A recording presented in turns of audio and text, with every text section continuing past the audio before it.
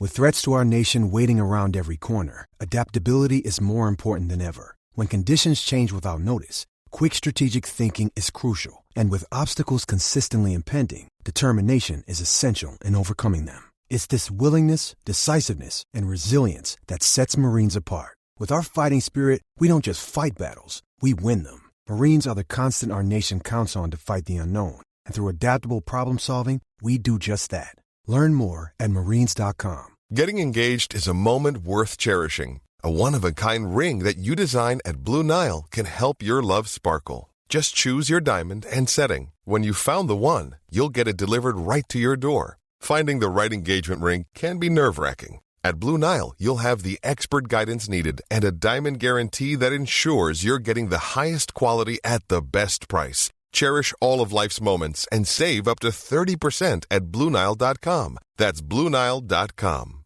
With the Lucky Land Slots, you can get lucky just about anywhere. This is your captain speaking. We've got clear runway and the weather's fine, but we're just going to circle up here a while and get lucky. No, nothing like that. It's just these cash prizes add up quick. So I suggest you sit back, keep your tray table upright, and start getting lucky. Play for free at LuckyLandSlots.com. Are you feeling lucky? No purchase necessary. Void where prohibited by law. 18 plus terms and conditions apply. See website for details. It's been Olympic Day. Much more than just a sporting event. It's a day for the world to get active, learn about Olympic values and discover new sports. And there's an event ongoing this week that's very Olympics. The European Games. Or Olympics Light. Light because not much is being shone on it from a Team GB point of view, despite more than 100 athletes competing. We'll discuss who decides. I'm John. And I'm Michael. And talking about multi-sport events, it's been a big week for the Commonwealth Games. Birmingham 2022 have been revealing their plans. More on that coming up very shortly on Anything But Footy. We'll also round up the rowing, hockey, road cycling, wheelchair rugby and modern pentathlon news. And as ever, we'd like to hear from you anytime. You can get in touch, anythingbutfooty@gmail.com. We're on Twitter, anythingbutf. We've been keeping an eye on those European Games for you this week. Facebook and Insta. And, of course, once you've listened to the podcast, please share and like and rate us on iTunes, on Spotify, your usual podcast provider. And as we said last week, we want to spread the word. We're just over a year away from Tokyo 2020. Please tell a friend that this is the podcast that they need to listen to, Anything But Footy, ahead of Tokyo 2020. Now, Michael, it's 125 years since the modern Olympic Games was revived by Pierre de Coubertin. The second ever European Games are underway this week, and we previewed it, of course, in the last edition of the podcast. To remind you, more than 100 Team GB athletes are competing, 4,000 athletes from across Europe, that's more than 50 countries, in events such as road and track cycling, judo, gymnastics, boxing, archery, table tennis, shooting, and even sambo. Yes, I haven't quite worked that one out myself yet. But Team GB have started bang on target, literally. Naomi Fulcard winning a gold and silver in archery in the women's team and mixed team, the first archery medal at a multi-sport event since the Commonwealth Games in 2010. In the first of the 3 days of this 10-day event. And also, talking of archery, last week before the event in Minsk in Belarus, which is taking place at the European Games, Great Britain rounded off a brilliant week when they sealed the women's recurve team bronze with a dramatic victory over China at the World Archery Championships. The British team of Fulcard, Bryony Pittman and Sarah Bettles. And it means that Britain have secured full quota places for Tokyo 2020, one of only 4 teams to qualify, both their men's and women's teams. And I have to say, all that after funding was initially withdrawn after Rio, by the way. So success for archery. There's been success for judo as well, Michael. Yeah, Chelsea Giles has won. She had to come through the repechage, but she's picked up a bronze medal. And you talk about success being on target. Well, we've also got a shotgun trap shooting bronze medal, courtesy of Aaron Harding as well. But I put this question to you. How much of it have you actually watched? And that is the question. It got us thinking, who decides whether this sport is, or what this sporting success or this sporting action gets into people's consciousness. We have to, as I've said before, we have to get it out there. We have to say this is happening, and that's why we're doing it on Anything But Footy. But why is this, Michael, as you say, Olympics light? Why is it not getting coverage on the front page of the BBC website? Is it a poor standard? Because some people might turn around and go, well, it's not very good. There's not the world's best athletes there. There's not even, the world's best cyclists there, although, as we know, Jason Kenny is. But this event isn't going away. Krakow has been named as the next hosts in 2023, so it's heading west. But when is it going to head into our hearts? And, maybe it won't until we tell more people about it. But is it because some people just think that the standard is poor, or is it that it's just new, and like 125 years ago with the Olympics, they just don't know it's happening yet? I think there's some truth in both things that you say, but I think we do a disservice to some of those people taking part on behalf of Team GB if we describe the standard as being poor. Because we talk about names like Naomi Folkard there, we look at the boxing team, we look at our table tennis players. Liam Pitchford and Sam Walker have been in action. Unfortunately, both have been knocked out. We've seen the men's and the women's road race in cycling. And these are the types of people that will be going to the Olympics. There are names there that have been to Olympic Games before. Naomi Folkard, a very experienced Olympian. So I think it does them a disservice to say that these are names that are not quite good enough, and that's why people aren't interested. They are good enough. They're Olympians. At the moment, it's the profile of the event, I think, which is the problem.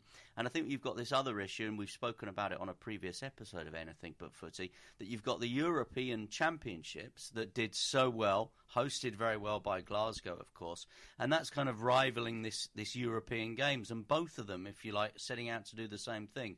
And I think until those two events come together and then get a bit more buy-in from some of the cities like Glasgow, perhaps Birmingham in the future, maybe London, and maybe take it into Paris or Madrid, Barcelona, maybe some of those cities that have got a bit more of a track record, if you like, of hosting some of these kind of major events than we're used to watching: World Championships, European Championships, Olympic Games. Until those kind of cities, those kind of nations step up, I think the event is going to suffer more than the individuals taking part. Yeah, I think you're right. I think, the likes of Naomi Folkard and Alice Schlesinger and Chelsea Giles, who've won medals, as you say, at the European Games, should rightly be proud of them, particularly the archery. As I mentioned, they've qualified for Tokyo 2020, and actually they beat China at the World Archery, to win a bronze medal. So the standard of archery is obviously, pretty good at these European Games. And I suppose it's interesting to say, who are we to judge what is poor, what is successful, what is good, what is bad, and actually why do we care about it, and do we actually sit there and say, well, this is actually poor, or actually do we sit there and go, I'm actually really quite enjoying this? And I tell you the reason why I asked that question is Andy Murray. Again, we talked about him on Anything But Footy last week. He's come back into tennis. He absolutely loved playing tennis this week at Queen's at the Fever Tree Championships. Watching him on court, with net drop shots at the net, volleys at the net, brilliant service returns. At the age of 32, just months after hip surgery, it was a joy to watch him. But actually, if he's the champion of the men's doubles at Queen's with Feliciano Lopez, what does that say about the quality and standard of men's doubles? Do we sit there and go, well, this can't be very good because Andy Murray's only just come back from hip injury? No, actually, I really enjoyed it. He was smiling, he was happy, the whole crowd was smiling and happy, and they absolutely loved it. And it's the same with the singles. Lopez won the doubles, and at the age of 37, the Spaniard won the men's singles title. So do we sit there and go, like we have been doing with the European Games, or even the World Cup? I'm not going to say the Women's World Cup anymore. It's just the World Cup. It's going on in France 2019. It's happening now. Do we sit there and go, well, this isn't very good? No, actually we don't. England played, another great victory against Cameroon, a 3-0 victory in their match, and you just think, actually, I'm enjoying this. So isn't that a good kind of measure of sport, that you enjoy it? Sporting drama is sporting drama, I think, and drama can deliver at any level. We all love watching Champions League football. We love watching England in the Nations League. But one of my favourite Twitter accounts is watching Sunday League football, and those clips that come up on Twitter of really awful Sunday League football, because drama is drama, entertainment is entertainment, no matter what kind of level of sport you're watching at. And I think actually the level of sport at the European Games, as we've said and highlighted there, in a number of these sports where Britain have sent big teams, the level of the entertainment, the level of the drama, the level of the expertise on show is there. It's just suffering a little bit from the profile. I imagine Andy Murray at Queen's got huge audiences for BBC on Sunday afternoon. Unfortunately, the European Games is not resonating with the public because it's on BT Sport. Whether there will be some limited BBC TV highlights there was last time around, I just think the scheduling of this event at the moment for the BBC doesn't help, because obviously they're very much in their tennis mode. They're building up to the 1st of July when Wimbledon will start. They've had Queen's. They've got the Women's World Cup, where they obviously are showing a number of games live across their platforms. Where would they find a place to put the European Games on? And then the expense, of course, of the production, of having to go out there and take the presenters out there, potentially the commentators out there, or at least across some of the sports. And some of these sports are not sports that the BBC are regularly showing as well. Things like archery and judo, they get their moment in the sun from time to time, but they're not on week in, week out. I just don't think at the moment this event fits with BBC Sport and the way that they want to go. You know, they went very big, didn't they, on the European Championships last year, but when you look at the sports in that, with the track cycling, with the athletics that were held over in Berlin, they fitted the portfolio of British sport, if you like, much neater. Absolutely. We will, of course, keep you up to date with the European Games. It's 10 days, finishes on June the 30th. If you keep an eye on our Twitter, at Anything But F, we'll let you know who's in action each day, and hopefully those medals, and hopefully a gold medal at some point as well. Still to come on Anything But Footy this edition, we will be talking more multi-sport events. As Michael says, a huge week for Birmingham 2022. It will be on us before we know it. That's what's scary about it. But after 4 medals at the European Championships, Great Britain came away with 4 medals at the Rowing World Cup in Poland at the weekend. 2 silvers and 2 bronze this time. The men's 8 grabbed silver, as they did at the Europeans, losing out to Germany once again. The women's 8 were third, with a bronze behind Australia and the US. Also silver for Great Britain's John Collins and Graham Thomas in an absolute brilliant race in the men's double sculls, and a bronze for para-athlete Ben Pritchard in the PR1 men's single sculls. The European champions, the men's 4, ended a disappointing 4th for them. The British cycling team has been announced for the National Road Racing Championships. The time trial takes place on the Royal Sandringham Estate on the 27th of June. That's a Thursday. The road races take place on the 30th of June. That is a Sunday. Remember, we've seen both the men's and the women's road race team already in action at the European Games in Minsk. British Cycling have announced their teams, as I say, 10 Elite World title winners, 4 Olympic gold medalists. I'm not going to run through every name because that would be fairly tedious, but the women's team, the time trial includes the sisters Hannah and Alice Barnes, Nia Evans, who I once sat on her feet at the Commonwealth Games on the Gold Coast. Not sure if I've ever mentioned that before, that I was there. Sarah Story, also in that team. The men's team includes former 5-time winner Alex Dowsett, also Harry Tanfield, Ian Stannard, Steve Cummings, Owen Doyle. If you follow cycling at the Olympics, these names will be familiar to you. And in the road race, you've got the reigning champion Connor Swift. You've got Mark Cavendish in there, Chris Lawless, who had such a great Tour de Yorkshire, of course. And in the women's race, no Jess Roberts or Lizzie Deignan. Roberts is the reigning champion, but former winner Hannah Barnes, Eleanor Barker and Katie Archibald, both in the team for the women's road race. And fantastically as well, the streets of Norwich will be shut, as there will be a mass participation event, including a 100-mile sportif on Sunday. Get yourself back to Norwich, John, and you can wander and cycle the streets to your heart's content without fearing you're going to end up on the front of a Ford Cortina. And nothing to do with the pedestrianisation of Norwich City Centre, as Alan Partridge would say. On the Football World Cup, and we're talking about this, people keep saying, John, you're anything but footy. We're talking about this because the top 3 European sides will qualify for Tokyo 2020 with their performances at the Football World Cup. England are through to the quarterfinals, as they say. Semi-finalists 4 years ago in Canada after a 3-0 win over Cameroon, who reminded me of the team from 1990, when frankly anything could have happened on the pitch. In fact, I thought at one point they were going to walk off because of VAR. They didn't. All the correct decisions were made, and as Phil Neville rightly said, get over it. Steph Houghton, Ellen White with her 4th goal at France 2019, and Alex Greenwood, the goal scorers, all on the score sheet. And bigger tests will no doubt come, but 4 wins out of 4 you can't argue with, although actually I don't think they've played very well, to be honest. England now face Norway, who beat Australia in a penalty shootout. The Matildas, I mean, what a great name. Shame about the result and their spot kicks, but the Aussies have such brilliant names like the Wallabies and the Socceroos. I tell you what, though, 10 years ago it could have been a lot worse. They'd have been known as the Sheilas. Talking of tests, in wheelchair rugby league, England beat France in the first test. France, remember, were the reigning world champions, but in the return second test, which took place a day later in Toulon, England lost dramatically by 50 points to 46. Remember, the 2021 Wheelchair Rugby League World Cup will be played in England. Olympic Day, and some might say the movement's younger cousin, the Commonwealth Games, certainly gets more coverage here in this country than elsewhere. So all eyes are on Birmingham 2022, who came to the rescue of the movement, frankly, when Durban pulled out due to funding worries. Now, this week it was suggested, and it has been initially approved by the CGF board, that the new Commonwealth sports for Birmingham will be women's cricket, beach volleyball, and para-table tennis, which actually boosts the number of disability events following the success of Gold Coast 2018, where more than 300 para-athletes took part, and that is a record figure.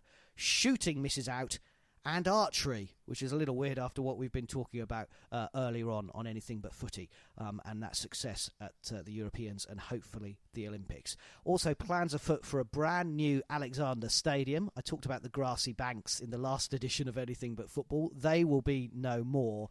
But a huge week for Birmingham 2022, Michael. And actually, I think beach volleyball, women's cricket, I understand why that is going to be in Birmingham, such a massive hotbed for cricket in this country, and para-table tennis. I think maybe the right decisions? Yeah, I felt a little bit sorry for British shooting, British archery certainly, or Archery GB, who obviously were campaigning hard along with other nations. Shooting is a sport that's been in the game since 1966. In fact, it only missed out in Edinburgh in 1970. And you get lots of different nations winning sporting medals. So nations like Cyprus traditionally do well. India, obviously, although a huge nation in Commonwealth terms, not a massive nation in terms of sort of medal wins, but they traditionally do very well in shooting as well. The issue boiled down to the venue, basically, and Bisley in Surrey was on offer. That's where the shooting was held when Manchester held the Games in 2002. And although Birmingham is the host city, remember, as it stands at the moment, cycling's not going to be in the Midlands. It's going to be in London at the Olympic Park. So, you know, it's not unusual for sports at the Commonwealth Games and at the Olympics, of course, to be a little bit spread out. So, for example, cycling at the Gold Coast wasn't really at the Gold Coast. It was up the coast in Brisbane. It was a good two hours away. It was the equivalent of a Birmingham to London trip. So I think just that the venue for shooting was problematic. Bisley, I think, could have hosted it. And I think the organisers of Birmingham 2022 said that they would pay whatever it needed to get the event on there. But I guess when it came down to trying to create a buzz in the city, trying to create a buzz in the region, you can see why they've gone for something like beach volleyball. They can construct a temporary court smack bang in the middle of Birmingham in front of the council building. It will be one of those, you know, moments that everyone will, one of those pictures that everyone will take, because you'll go, wow, look at that, a little bit like it was when they put it on Horse Guards Parade in 2012. You can see why women's cricket's included, because it's a sport on the up. They've got Edgbaston there, a test ground, of course. We did have men's cricket, which didn't really go down too well in Kuala Lumpur in 98. And I think, as we've spoken about before, the Commonwealth Games, in terms of trying to establish itself in the sporting calendar as a kind of rival to the Olympic Games, the European Games, European Championships, inclusivity is one of the things now making the Commonwealth Games unique. And that is why I think para-table tennis has got the nod. Plus, of course, there's some really good medal chances, certainly for the home nations in para-table tennis as well. So I do feel sorry for archery and shooting. It's difficult when you've got a limited programme, a limited sporting programme. The Commonwealth Games don't want it to go out of control, a bit like the Olympic Games sporting programme has now, where we're heading to 30 plus sports. They have to keep it tight if they want to keep attracting cities to bid for the games and host the games and be able to afford the games. So they need to keep a tight schedule, and not every sport can get in every time. Absolutely right about the inclusivity. What I really like about the Commonwealth Games is this mix of able and para-sport athletes. And big news from the United States this week that Team USA, the United States Olympic Committee, has formally changed its name to the United States Olympic and Paralympic Committee. And they say a change celebrates the athletes of Team USA and the Paralympic movement in the United States. And Andrew Parsons, president of the International Paralympic Committee, had said this is a historic moment for the Paralympic movement in the United States. Mike, I remember, talking to other journalists at 2012 and 2016 about the coverage of the Olympic Games. The NBC, as we know, bankrolls, frankly, the IOC. That's why sometimes the swimming finals are in the morning, because more people in America want to see the swimming finals and all that kind of thing. And then you say, well, what are you doing with the Paralympics? And they go, oh, there's like a highlights program at the end of the week. And it's like, what, seriously? But hopefully this announcement from Team USA is a game changer. And we've talked about it on Anything But Footy before, but, is this the way forward? It will never happen between the IOC and the IPC, and they want to keep it separate. But this is a massive step and a real thumbs up for Team USA. Yeah, one Team USA. I wonder whether the next step is one Team GB. It's a discussion that we've had before, because you've got Team GB obviously competing at the Olympics. You've got Para GB competing at the Paralympics. Now, I would have agreed with you a week or so ago that there was no way the Olympic Games and the Paralympic Games would come together any more than they already do. But this is a huge announcement. The fact that there's going to be one Team USA now, so they'll be changing the names to all the various training sites, the Hall of Fame and everything will all be integrated. And the influence that the US have, as you say, over the IOC because of the money brought in by television. If NBC turned around to the IOC, let's talk hypothetically here, if NBC or the US TV rights holder turned around to NBC and said, actually, we want the Olympics, the Paralympics to run more in tandem. If you want us to cover Paralympic sport, then you're going to have to start bringing it into that event program that you've got of the Olympic Games. It would be very, very tough for the IOC to turn around and the IPC to turn around and go, no, we want to keep our two separate shows. So I think it's probably a long way off. It's certainly not going to happen in 24, 28 because, lots of planning already in place. But whereas a week or so ago I would have said never, not in my lifetime, I wonder now whether, in fact, we could see it in our lifetime. We may see the Olympic programme and the Paralympic programme increasingly come closer together. I think it's an interesting one to debate, and as we've been talking about on Anything But Footy, things change and new events come in, and 125 years ago, no one thought the Olympics would quite be as powerful and dominant and have a podcast about it every week when Pierre de Coubertin set it up.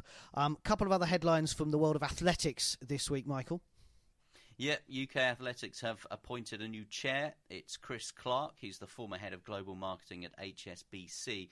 And the advertisement is now live for the new CEO. And also they're looking to appoint some new non-executive directors. Exciting time, I think, for UK Athletics. They're embracing a lot of new things at the Alexander Stadium where they're based. And I went and visited them this week and had a chat with them.